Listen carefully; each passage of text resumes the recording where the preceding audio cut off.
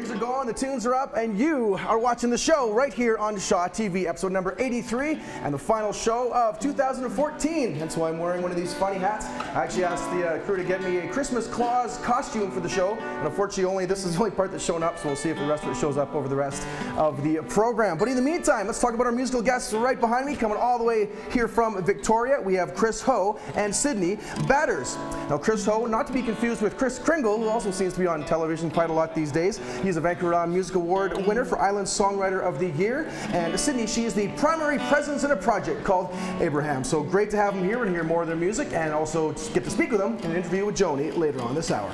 Also on the show, well, our musicians come from down south in Victoria. We're also going to turn our eyes northwards towards Deep Bay and the VIU Deep Bay Marine Field Station, which is an incredible marine research facility, but also houses this incredible kitchen that has some great food events and courses up there. And of course is the lucky one who gets the food segment, so she'll be speaking with Field Station resident chef Lila Ruzicka. Not to be confused with Vladimir Ruzicka, who scored 39 goals for the Bruins back in the 91-92 season, and our director Todd Jones still has his hockey card beside him in bed. The Field Station is also currently presenting an art exhibit, speaking of the Field Station, by Vancouver Island multimedia visual artist Fiona Hawks, and this is entitled Saltwater, Soil, and Steel, which as far as I'm concerned doesn't get much more Vancouver Island than that, though I may try to sneak a couple cans of craft beer in there as well. And anyone's going to find out more about the exhibit when the artist sits down and speaks with Hillary Eastmuir. Yes, Hillary talks with hawks. Later on, Hillary will dance with wolves. Film at 11.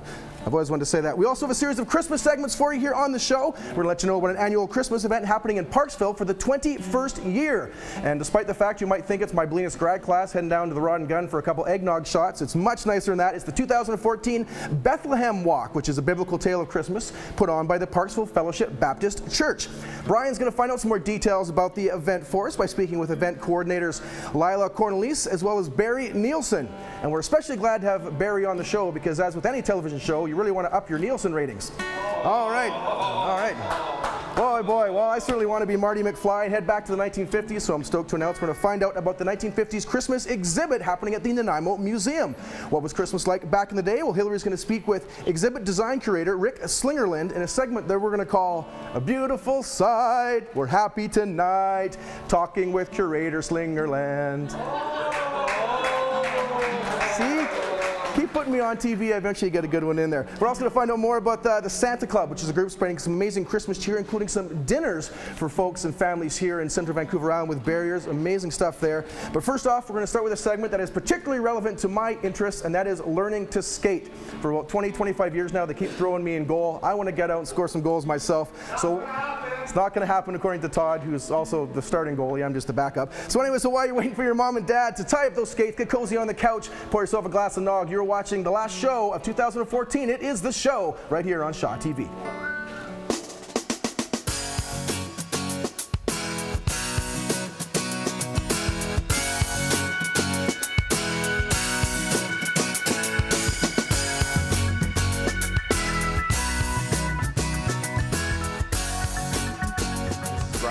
And I'm here today with Gary Patterson, a recreation coordinator with Nanaimo Parks Recreation and Environment. Had to make sure I get the name right. And we're going to talk about the RBC Learn to Skate, which I guess, Gary, you just secured that for the city.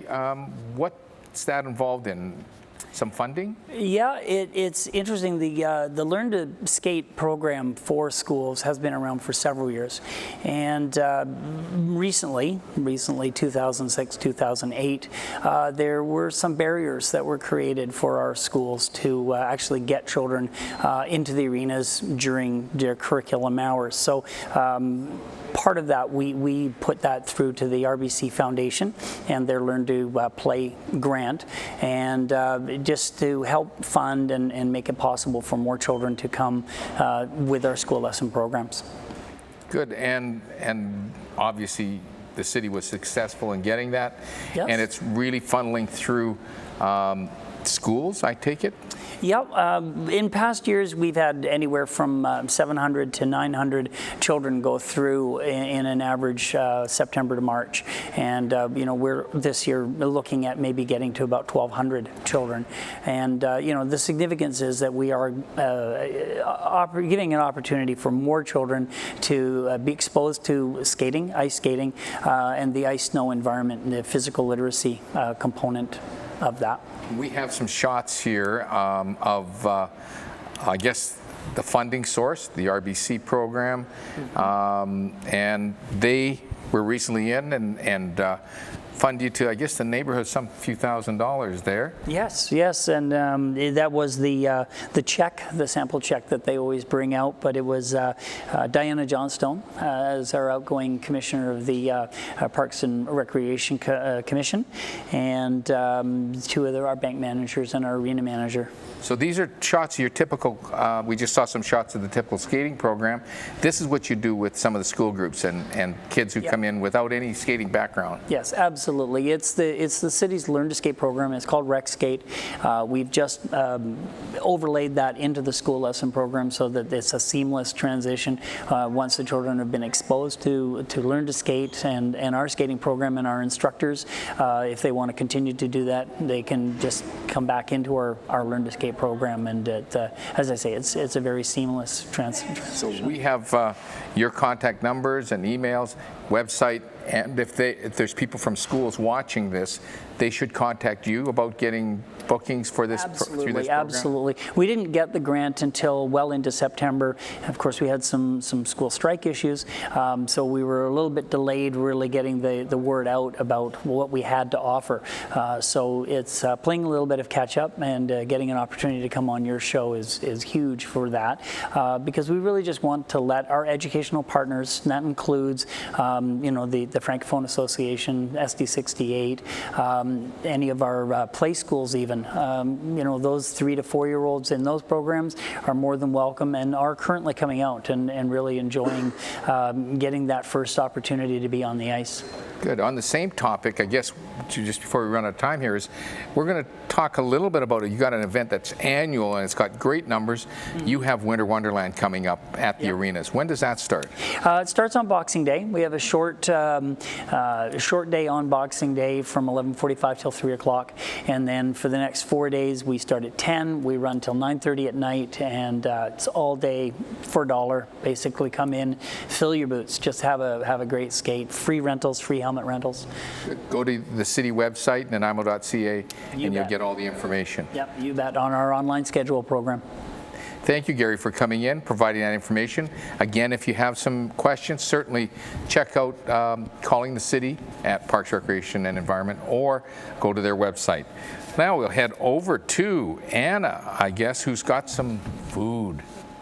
Thank you, Brian. It is my pleasure to introduce Lila Ruzicka, who is the chef at the Deep Bay Marine Field Station. I did it right. Hi. Yay! Yeah, it's a Welcome, mouthful. Lila. Thank you. And today she is going to be preparing for us mussels with chorizo and fennel. Yeah, you can't go wrong. Excellent. We prepare a lot of shellfish at the station, obviously. I bet so you do. I've done every which way. But one of my favorite ways is with the fennel and that Spanish, kind of got the Spanish influence going And a on. little zing to it Yeah, with the chorizo. yeah. So I'm just gonna get, the first thing I wanna do is, I like to use the dry Spanish cured chorizo. It's just really, it gives a nice flavor, and it's just. Does. And you don't put anything in the pan because there's a little bit of oil in the oil is going to release, and what I really want is for that chorizo just to crisp up a little bit and to get nice and brown. Now, so the seafood that you make, is it provided through Deep Bay? Like at the No, Marine we don't have a license for fishing, but we're really right outside of. We go through Fanny Bay. there. We're really right there. We're right at Fanny Bay, and we do foraging classes actually where we do we you? dig for clams and the big butter clams, and then we cook them up, and I show you how to cook them. Excellent. But yeah, I get most of my seafood from Fanny Bay because it's just so so close, and they give us a great deal, and they and it's so good. That's where the mussels are from today. Yeah. Awesome. That's so great. We're just gonna get this nice and hot. that. Now, the Marine Center, it has a lot to offer, Yeah, right? yeah. Now, there's no restaurant in there, but you offer catering, is that right? Yeah, we do. We're always open. You can book your staff parties or big banquets. We do Christmas parties. Yep, and we have kids cooking camps, and we do. Yeah, and we do. If you come on over, we have touching tanks for the kids to get their hands That's in there, and awesome. we have a biology teacher on staff as well. Who That would be huge with the kids, because so if they much can fun. touch it, then they It's get so much fun. out of it. Oh don't yeah, they? for sure. And, Excellent. How are we doing there? Yeah, so we're just getting nice and brown. So I just want it Excellent. to get really brown, and then I know what that gonna looks add like. Garlic? lots of garlic to that, and some chopped shallots are really nice Lovely. in there. You don't have to use shallots if you just have onions. That's good too, but I like the flavor that shallot Shallots are gives. lovely, Yeah. aren't they? We have this fancy induction burner. Isn't it great? That's Yeah, from it's VIU. pretty great. It is, yeah. We're actually also we have the fancy Rationale ovens at the Deep Bay kitchen, and we do training sessions on how to use the Rationale ovens. So I'm really lucky. I work with all these amazing ovens. And you also have students that come, because you were telling me you had a co-op student Yes, recently. exactly. I had a co-op student all summer who was working with me. We do high teas on Tuesday. High tea? Yeah, so lots of fun. That's excellent. Now, you mentioned the high tea, but it doesn't run over the Christmas holidays, right? But it's a not- regular... yeah. It'll get going again in January. Excellent. Check out our website and for upcoming events, because there's always lots going on. No, that's the fennel, So I isn't just it? added the garlic and the shallots, and just gonna let it sweat out a little, and And gonna that's add the some fennel. Now, the Yep. fennel has such a unique flavor. It does, yeah. It It's does, doesn't it? licorice, and it just goes really well with the mussels, and it goes really well with Give a chorizo nice too. flavor. Now, we are going to Exactly. come back. We are going to go over to Joni right now with our musical guest, but we will come back and we'll keep on cooking. Yay! And I am here with our musical guests all the way from Victoria. I've come up on our blustery day. This is Chris Ho and Sydney Batters, and she has a project which is known as Abraham, which I find really interesting that you have a project and it has a name. And the two of you have gotten together to be on the show today, but you're in your own right, you're singer-songwriters. You were nominated, voted Best Songwriter of 2013. Tell me a little bit about that. Not much to say. It happened, and I showed up without appropriate clothing. I was wearing like a sweater, a messy kind of thing. And yeah, it was a little bit embarrassing, but accepted it either way. So that was in Victoria, and that was a People's Choice kind of award, wasn't it, that you were voted? Yeah, it kind of worked like that. So you had an album that came out in 2013, I believe, then it went, CBC Radio 3 gave it a lot of airplay, as I recall. Yeah, well, I think for a couple, like Story of the Flood was one song, and then depending on the day from an EP as well.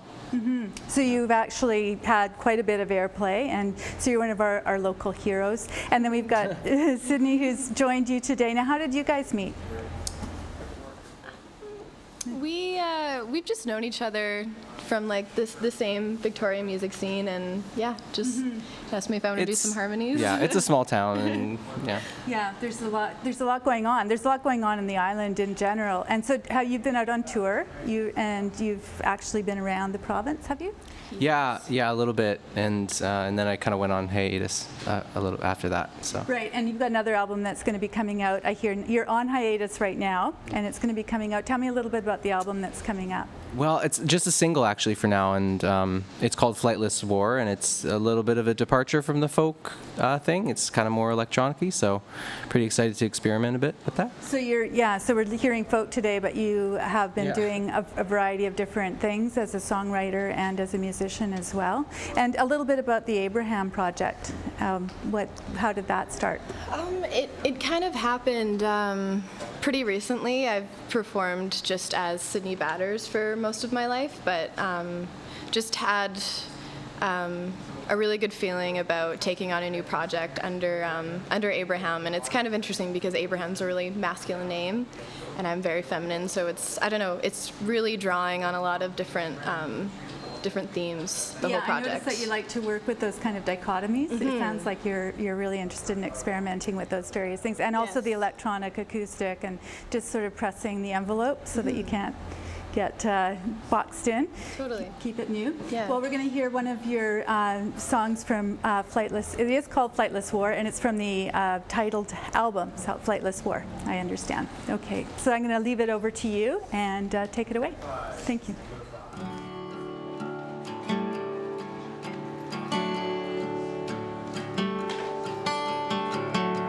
When troubled water fills your head, lightning bolts of gray and red, I'll be the sand upon the shore.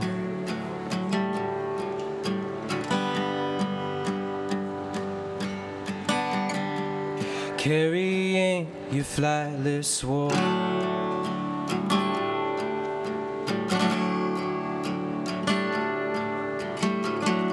When all the color seems to fade,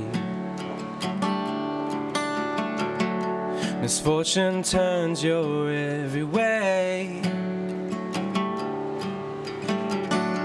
There comes that moment you should know.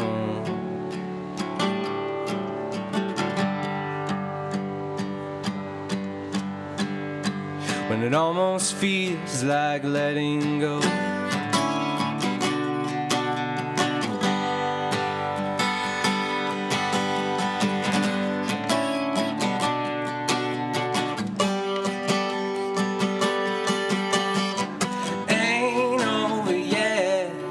Might be hard to see there, living in shame when we got nothing to hide. Ain't over there, but sometimes I can see, yeah. Wings underneath, there is a new start. Wings underneath, there is a new start coming apart.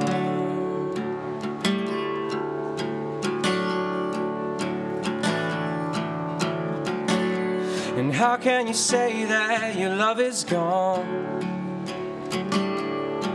when a part of it lives on in you? And how can you say you're the only lonely one when love's not just unkind to you?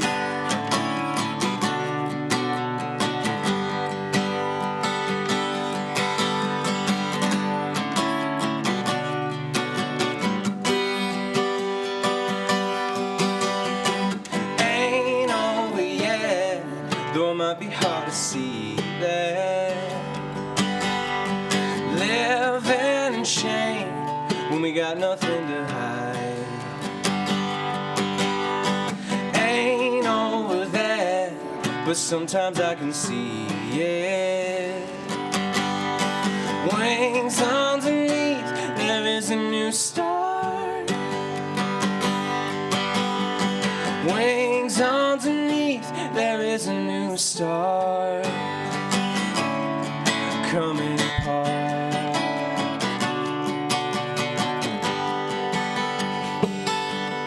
Coming apart.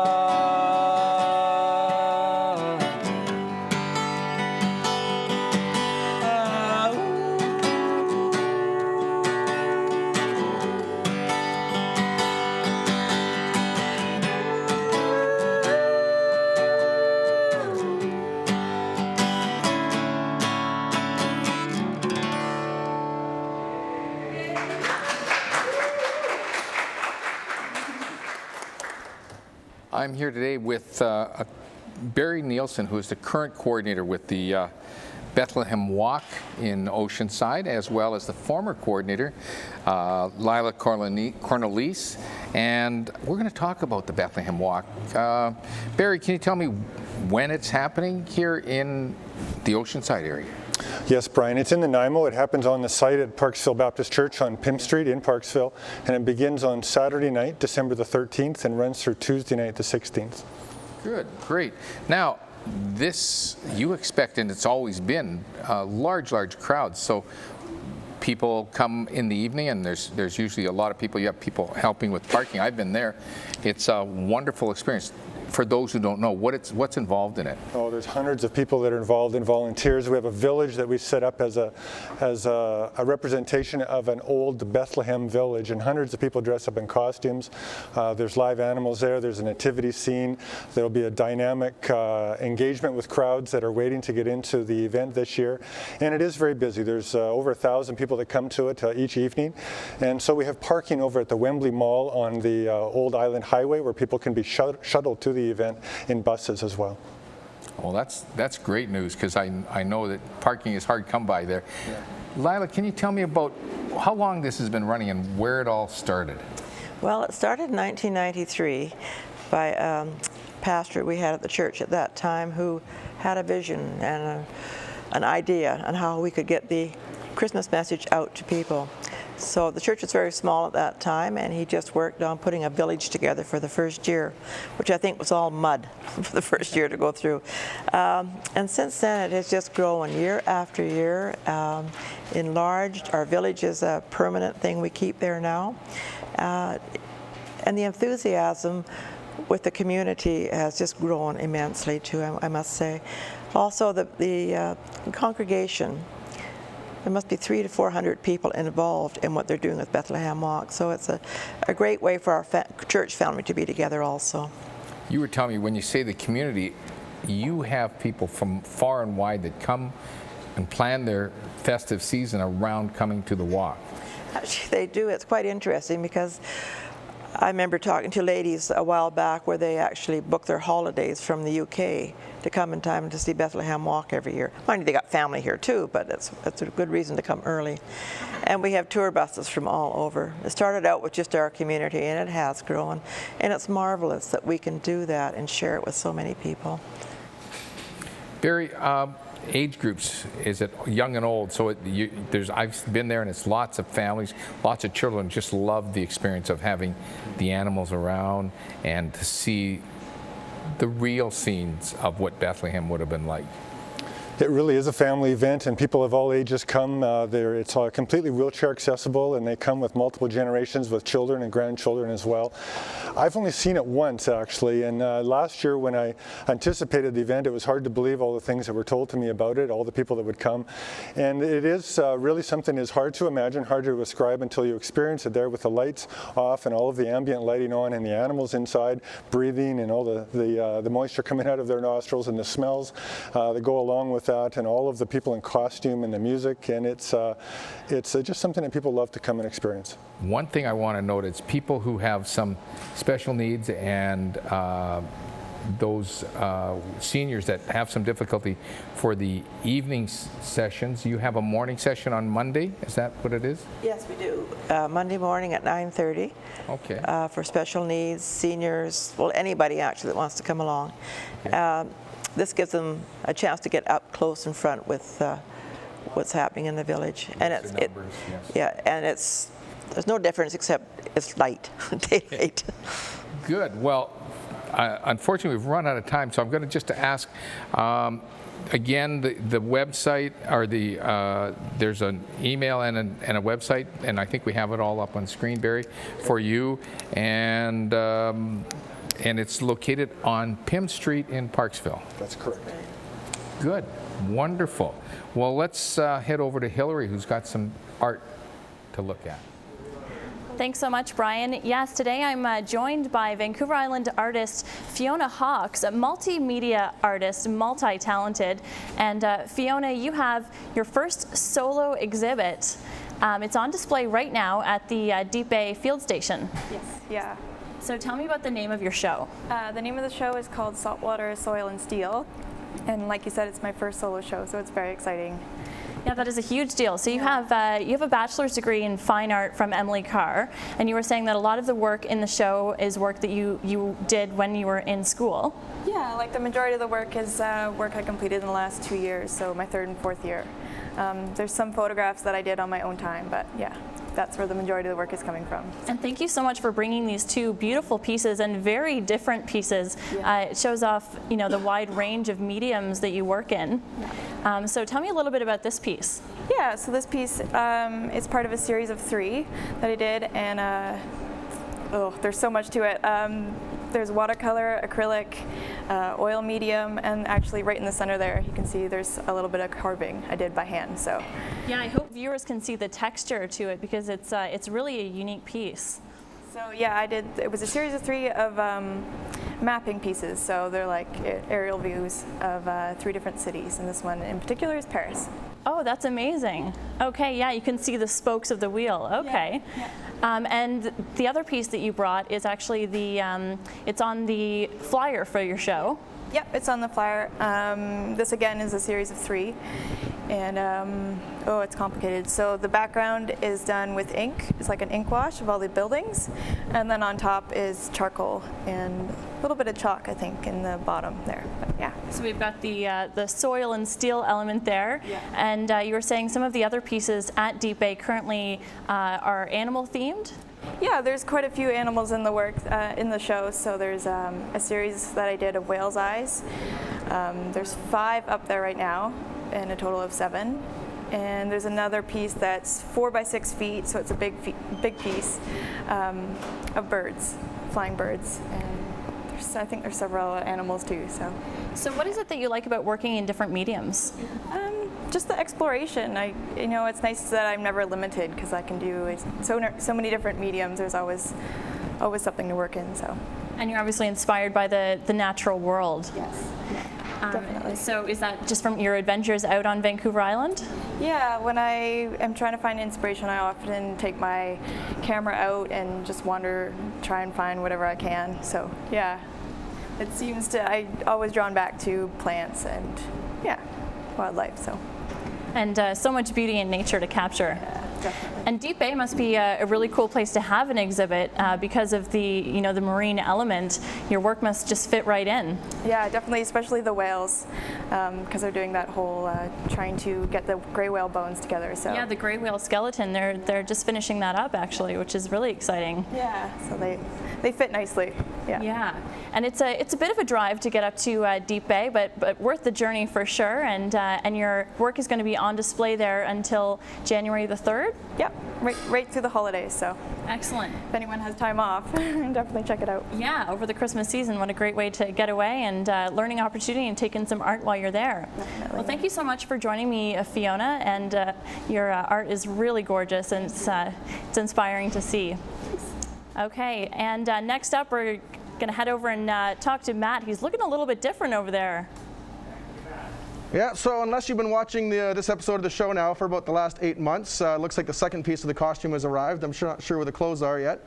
But I tell you, there's some amazing smelling food over there. This beard not smelling quite as nice, that's for sure. But you know what is nice? The fact that you're sitting down right now watching the show right here on Shaw TV, episode 83, the last show of 2014. And again, thank you so much to Hillary and Fiona for the last segment. Incredible art. Also on the show so far today, we've learned about how to skate programs being offered here in Nanaimo. We've flexed our muscles with VIU Deep Bay Marine Field Station resident chef Lila Ruzicka.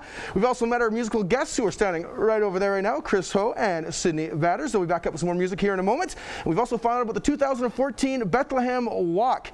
And I mentioned, we just checked out the great art there from Fiona, including that exhibit. Check that out, Saltwater, Soil, and Steel.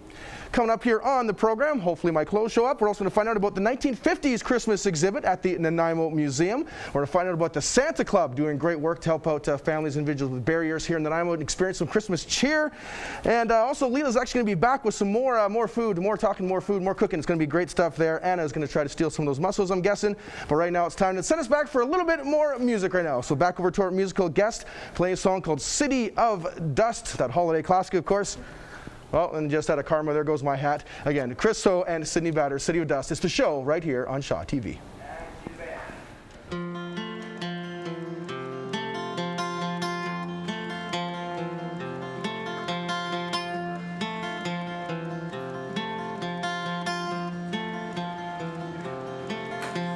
City of dust, Where are your roots? You ask us for love, ask us to consume for you. You remember the taste, you remember your luck. It'll come back to you, but it might cost you more than what you bargained for. You more than what you bargained for.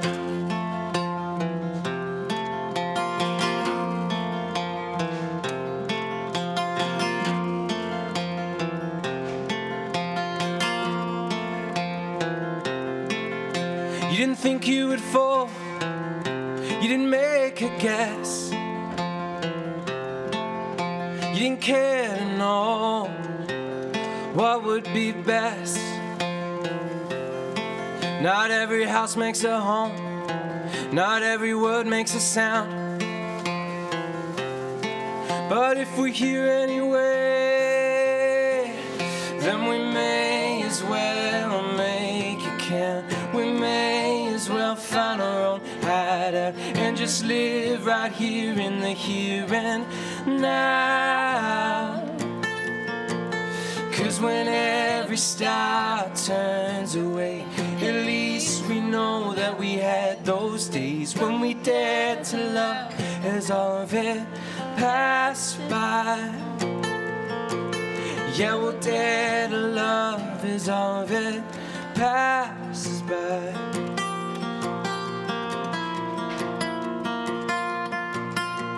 City of dust, where is your truth? Are we alive? Are we in tune with you? Not every voice can be heard, not every ghost has a name. But if we're here anyway, then we may as well become the thing that feeds the heart and the mind the same. A single cell to which we can all relate. 'Cause when every star turns away, at least we know that we had those days when we dared to love as all of it passes away. Yeah, we'll dare to love as all of it passes away. Yeah, we'll dare to love as all of it passes by.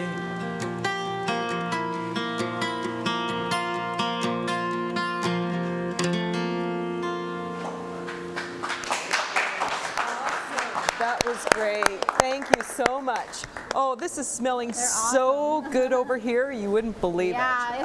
Yeah, this is the way to keep the guests. Yummy. So we're just gonna give this, hit this with some wine, just to get the aromas really going. And my secret ingredient with the mussels, especially with the fennel, is a bit of Pernod, because it's just like amps up that nice fennel flavor. Would it ever? So I just give a nice splash of that, and then just put this on ice for later, right? No, you put in some more.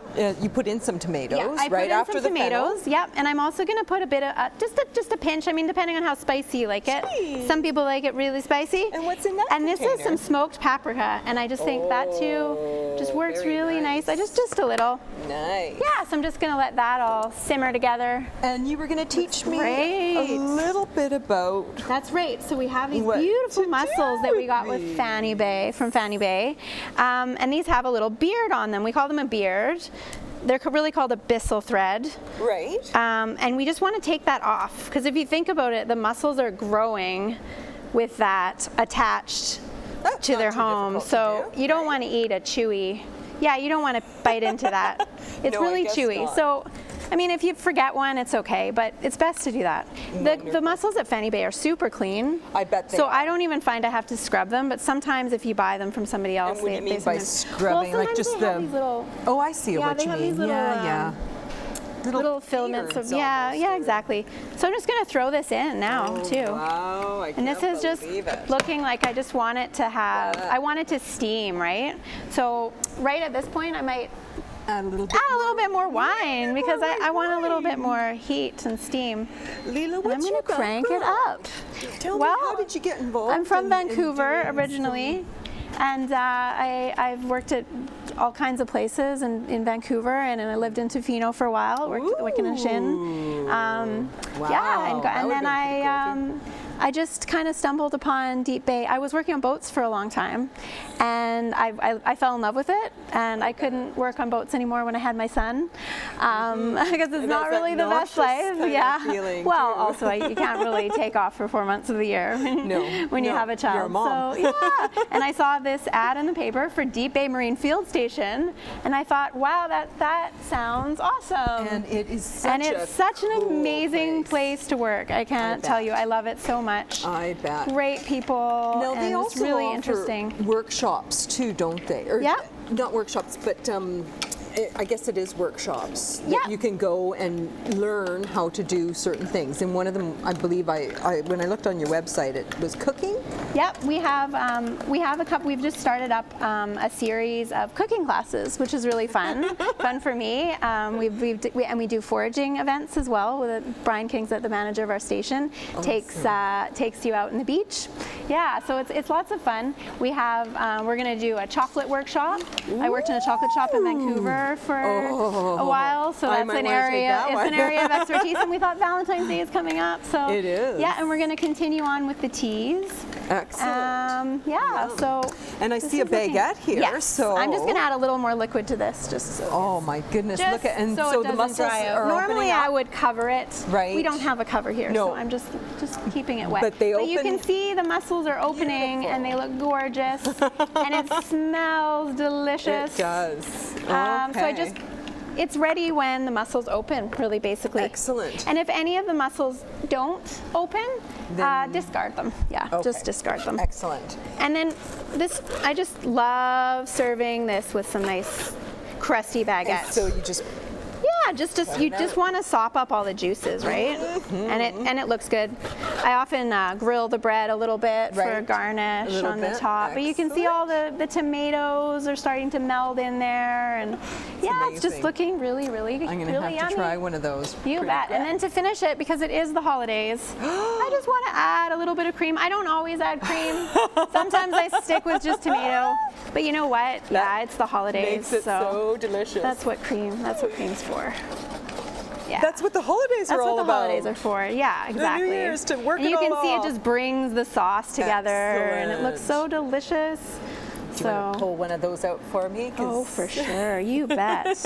Okay. There you go. Excellent. Thank you so much. You're welcome. I really appreciate it, Lila. So I have a little bit of garnish here. And now we do have to go. Unfortunately, we have to go to Hillary. Thanks for having me. Buon appetito. That smells delicious over there. But now I'm going to be speaking with Rick Slingerland. He is the exhibit design curator behind 50s Christmas at the Nanaimo Museum. Rick, tell me a little bit about why you wanted to visit the 50s. Well, the 50s were a very unique period in time. It was much different than it is now. And the general public, most people that would walk into the museum would be able to get something out of it. Well, I know that I stopped by the exhibit, and even though I wasn't around for the 50s, I missed it by a couple decades, I felt nostalgic for this Christmas that I've never even experienced. And like you were saying, it was a very different time. It was a simpler time. It was a much simpler time. To give you an example, we have stores open all night long now. They weren't even open on Sundays and Mondays in the 50s. And quite often they didn't stay open late. And a lot of the things that we associate with Christmas now, like Christmas TV specials, TV was barely invented in the 50s. You were lucky if you had a TV set, and I don't know if you remember them, but they're the old tube-type TVs, and you had rabbit ears, or you had an antenna on the this big. Yes, and you had an antenna on the roof, and if it didn't come in clear, you'd get out there and have to turn the antenna. And what I really like about the exhibit is it's not just about Christmas. You actually touch on a little bit of history of the 50s as well, and what it was like in Nanaimo during that time. We actually have a couple photos from the 50s in Nanaimo. What a different period. Yes, we have several photos in the exhibit itself in Nanaimo. The main street of Nanaimo. Yeah, look at all the stores downtown. This is before the malls. That is the Departure Bay Ferry Terminal, if you can believe it. It's rather crowded, don't you think? Yeah, absolutely. That's a big lineup, and then yeah, that's a photo from your exhibit, furnished by the Space Age Bachelor Pad in Nanaimo. That's right. Steve was wonderful. He lent us a lot of great things. We could have had our choice, but we ran out of room. This one here you're seeing now has the poodle skirt, sock hops, and everything that went on in the 50s. That's your small television set. Yeah, there you go. It's how did you source the other items in the show, like some of the toys? The toys came from the public. They brought them in, and we had put out a call for them, of course, 1950s toys. Public has always been great with us, with almost all our exhibits where we've asked them for things. And so some of the toys that were featured in the 50s, a lot of like model trains, you have some model ships as well. Yes, there's small-scale model ships. There's the Lionel trains were out in the 50s. Of course, they're out long before then, but you got to remember plastic and vinyl came in the 50s, and so things are being made out of plastic now. I was actually lucky enough to be in the exhibit when a class of grade 1 students came through, and it was amazing to see their eyes light up. And you know, it's a different time, and you know, if you were a kid back in the 50s, you wouldn't get as many Christmas presents as you do nowadays. Well, normally Christmas presents in the 50s, you get one from each of your relatives that were close. You may get as many as 6. You know, and today, if you know, a lot of times if a child doesn't get 6 toys, they're very disappointed from one person. Yeah, it was a simpler time. It was much simpler. Even with the stockings, it's not a, you know, what we know now as a Christmas stocking tacked to the fireplace. It's a sock. It's a real sock. It's the one that you tried to find the biggest one in the house. Oh yeah, Dad's socks. Well, if Dad's feet were bigger than your brother's or whatever, yes, that would be the case. Yeah, and it's probably stuffed with some Christmas oranges. Oh, lots of goodies. Oranges, nuts, candies of different natures. Sometimes a little present too. What I really like about the exhibit, and especially with the Nanaimo Museum, it's you know, it's only $2 to visit, and you can just stop by. It doesn't have to be a whole day-long affair. No, it doesn't. There's all kinds of exhibits in there, aside from the 1950s exhibit. There's the coal mine, and there's the old town, the way it had developed. There's also a fabulous gift shop if you want to come downtown shopping for some very unique presents. There is good shopping there, and I think it's a good opportunity when you're doing some local Christmas shopping downtown Nanaimo. You should stop into the Christmas exhibit and kind of just take a breather from all that consumerism and realize, you know, what the meaning of Christmas was back in the 50s. Well, we got another program coming up. It's called the Under the Christmas Tree. And it's a family program, and it's on December 13th, and it runs from 12 to 3 p.m. A little bit of storytelling? Yes, storytelling, crafts for the kids.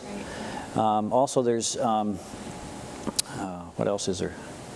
Admission's free. So, I mean, that even beats your $2. Yeah, exactly. And it's free if you bring a toy donation to the museum, and it goes to the Nanaimo Toy Drive. And when is that again? That's all through December. All through December? Yeah. Excellent. And the Christmas exhibit, the 50s exhibit, is on until January the 5th? January 5th, that's right. Okay, so lots of time to stop by and check it out. Rick, thank you so much, and I really hope people take the opportunity to go learn a little bit more about the 50s if you weren't lucky enough to be living during that time. I sure hope they do. It's wonderful for all ages. Yeah, you put a lot of love into it. Yeah, excellent. We all do. Yeah. Thank you very much. And so next up, we're going to talk to Brian about a very important club doing some amazing work here in Nanaimo. Thanks, Hillary. I'm here today with Julie Stevens, who is with a program called the Santa Club. Julie, let me know a little bit about how long this has been going. I guess it's been going for some 15 years. Yes, we started the Santa Club approximately 15 years ago, and it was to fulfill a need for special needs people to enjoy Christmas. You know, turkey, ham, the whole fixings, a visit from Santa Claus, and So yeah, 15 years ago. And this goes on, and we're going to get through the details of this on December 18th at the St. Paul's Church downtown? Yes, it does.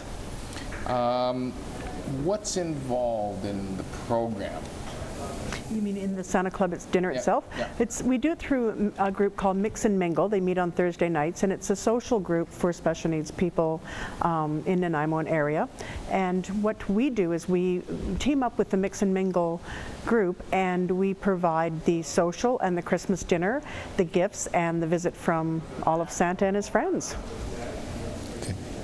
Good, good. Well, one of the things is, and you mentioned to me, is a lot of these special needs young adults have been in children's programs and children's services, but they don't necessarily understand when they turn 18, all of that changes, and they really go into a different kind of residential setting, and they really don't get the opportunities they had with Christmas. No, many of the people that we serve and put this on for, a lot of them are still quite young in their minds. They might be physically, older, but in their mind they still believe in Santa Claus. They still wait for that. So they don't really understand when 18 years old hits that they're now an adult and things change instantly for them, which is really kind of sad when you think about it, because, I can't imagine waking up Christmas morning as a child thinking that I'm still going to get Christmas even though I'm 1 year older, and all of a sudden Santa doesn't come anymore. It's kind of hard to explain to people why that is, especially when you are not at the mental level, of an 18, 19-year-old person, right? Yes. So. Now, you've been running this program with a great deal of local corporate support, and can you tell me a little bit about who's involved in that right now? Well, we're pretty fortunate with the people that we have that have helped us. The credit union has been a really good sponsor the last few years, as Island Timberlands have also been a really good sponsor of ours in previous years. Nanaimo Port Authority also has been really good, and our Rudolph and our Santa are both Nanaimo Port Authority or Port of Nanaimo now employees. So that's kind of nice. Food Country usually helps out where they can, and it's mostly my husband, myself, our friends and family that kind of get together, and we really do put it all together and make up for the funds that we don't get. So, support is really a good thing to have as far as money to put this event on. So always. This is your family's gift of giving here. Yes. The event. It's happening. You said even right down to your granddaughter gets involved in it? Yes, my granddaughter, the eldest granddaughter, is 9 years old, and she's been Cindy Lou Who up until 2 years ago when her little sister, who's now 2, took it over. Okay. My grandson, that's my granddaughter Jada, so now Jada will move on to the Snow Princess this year, she'll be, and Juliana will be Cindy Lou Who, and my grandson Griffin and Wyatt will also take their place in the Santa Claus event too, so Good. Quite proud of that. We've got your email up on the screen, but they can also look on Facebook under the title The Santa Club? The Santa Club, yes, on Facebook. Good, or contact you at the Maple Lane Cafe in Chemainus. Yes, you can. Good, and they can look that up for phone numbers on Google, so I won't put all of that together, but thank you for putting that event on. It's just a wonderful, wonderful event downtown. Again, that's the Santa Club. Look it up and certainly get involved. Maybe email Julie about that. So let's head over. I think we've got some hosts going around, or somebody looks like a host. Well, thanks, Brian. As you can see, the rest of the costumes showed up. I want to send a big thank you to the crew for So apparently when I said I wanted a Christmas Claus outfit, I wasn't actually quite specific enough which sort of general gender should be associated with the costume. So here I am feeling very, very comfortable. and with that in mind, so now I get the joy of talking to some of the fine volunteers we have around us right now. It's sort of about some Christmas spirits, Christmas memories. So I want to do something kind of funky. So Charlotte, keep the camera on me, but I'm going to try to interview you while you're looking at me. So Charlotte, what does Christmas mean to you? Go ahead, Charlotte. Are you kidding me? I'm gonna have nightmares about you. So great. Wait, nightmares about me. Great nightmares about me is Charlotte's favorite Christmas memory. All right, I'm taking off, eh? All right, Raymond, man, in the camera over here. Tell us about your famous Christmas tradition. My famous Christmas tradition? I tried to say favorite, but of course I'm speaking through like horsehair, so. It's my favorite tradition is doing the Christmas presents more of a Quebec style compared to the English style. In Quebec, we actually open the gifts at midnight. Oh. Well, you guys have to wait till morning. I don't want to wait till morning. There's way too many cool gifts. Those darn Federalists waiting till the morning. Awesome, man. Thank you very much. Merry Christmas. Who else are we going to? Brian, always do an excellent job and always the most well-dressed member here of our team. Tell us what's up with your Christmas celebrations this year. Oh, we're going to spend Christmas in and around family. I've got 4 grandchildren here in town, and they range from 6 down to 2, so it's a pretty exciting time for them.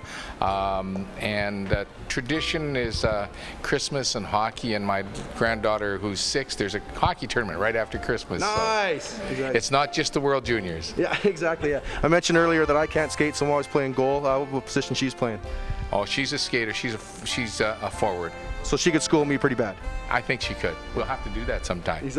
I'm down with that, especially in this dress. All right, moving right along. Brian, thank you very much.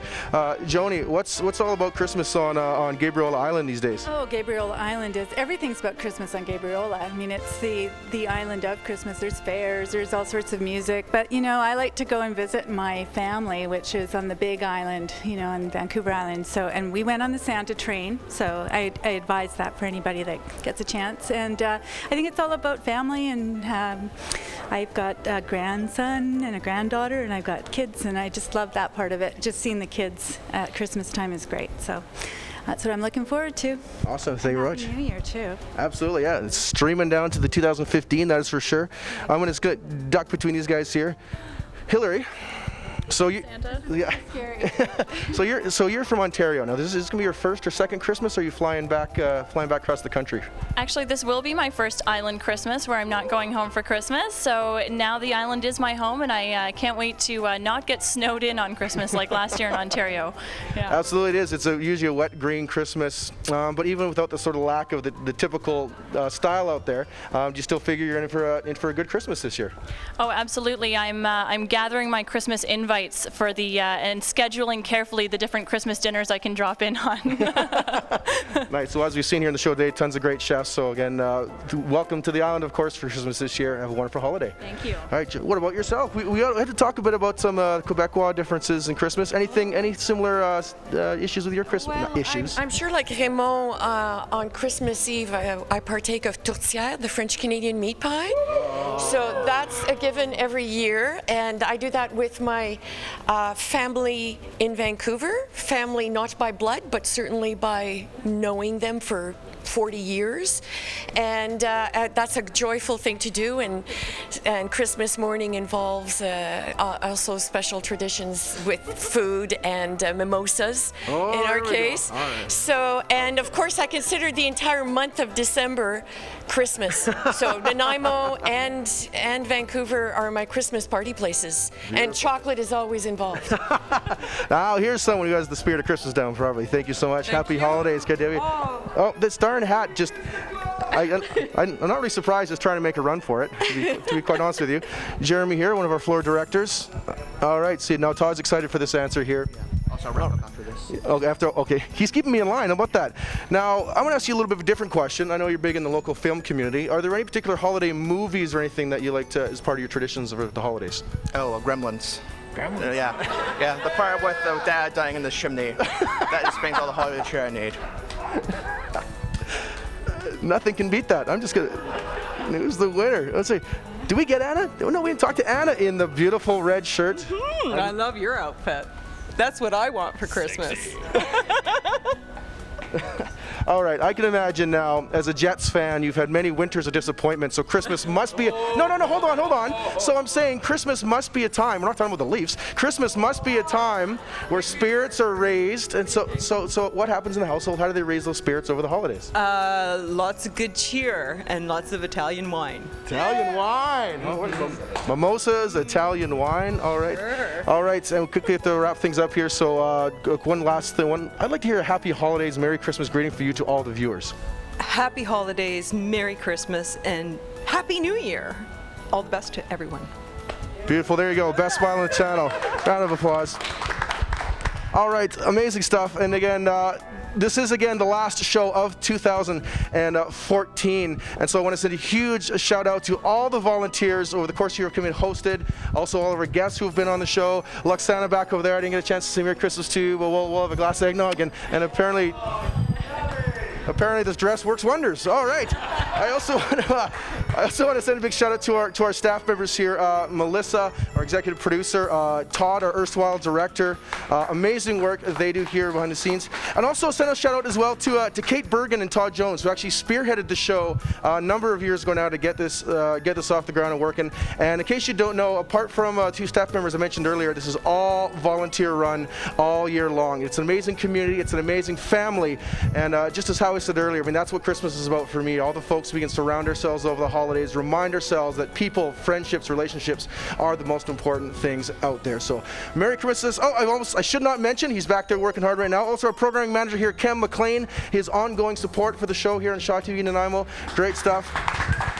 And again, a huge thank you to all the folks who are watching. Again, thanks to Milano's. They got some lovely Christmas food here waiting for us to shout out on. You can find us also on Facebook, facebook.com/The Show on Shaw. You can find previous episodes of the show there, also on our Twitter. Also got our Shaw TV Central Island YouTube page as well. And hey, if you got a good idea for the story, want to be on here in 2015, give Melissa Hall an email at melissa.hall@sjrb.ca. All right, one more song here from our musical guests, Chris Ho and Sydney Vatters. They're going to play a song called Simple Notes. Thank you so much for watching the show here on Shaw TV. Merry Christmas, Happy Holidays, and we will see you in 2015.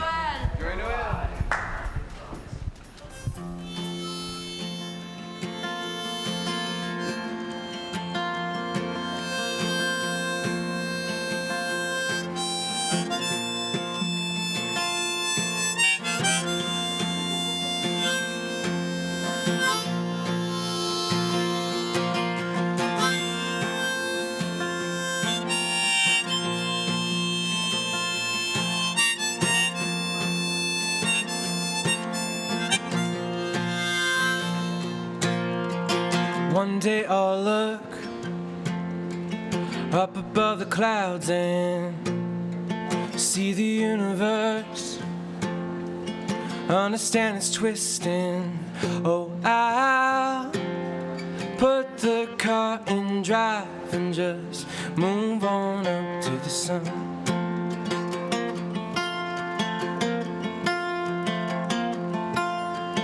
One day I'll look up above the surface, see the simple notes dancing on the sea crest. Oh, I'll learn to live outside my head and see what I've been missing out on.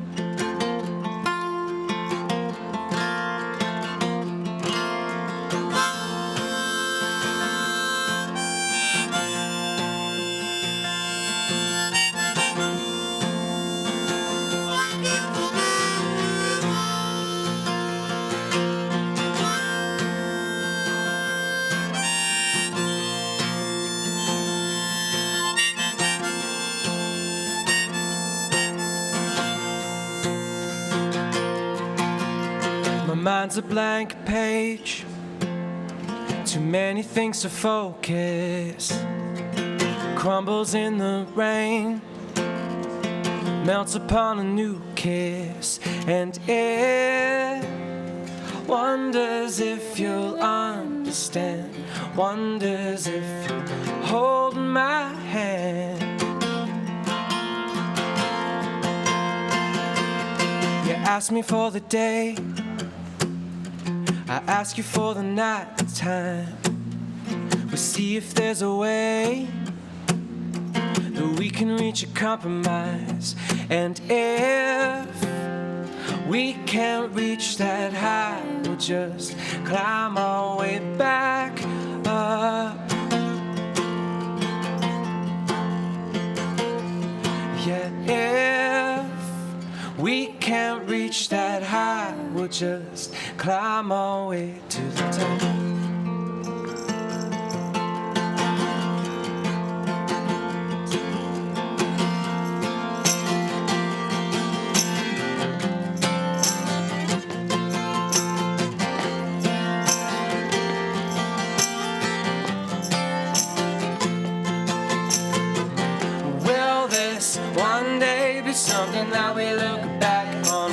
smile back on it?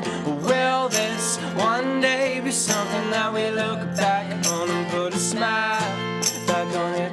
Will this one day be something that we look back on and put a smile back on it? Will this one day be something that we look back on and put a smile back on it? Will this one day be something that we look back on and put a smile back on it? Will this one day be something that we look back on and put a smile back on it?